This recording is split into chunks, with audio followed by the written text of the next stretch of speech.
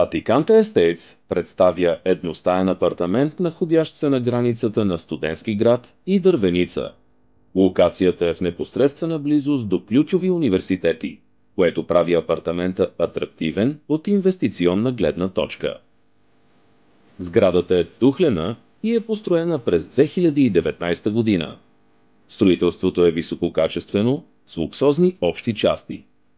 Апартаментът се намира на трети от общо 7 етажа. Размерите му са 47 квадратни метра по нотариален акт, като в него са включени общите части и мазе. Отоплението е на ТЕЦ, но има и климатик. Това е банята, която заедно с кухнята е изнесена извън основното помещение. То самото се използва като спалня и хол. Апартаментът има и немалък балкон. Той гледа към булевард Климент Охридски.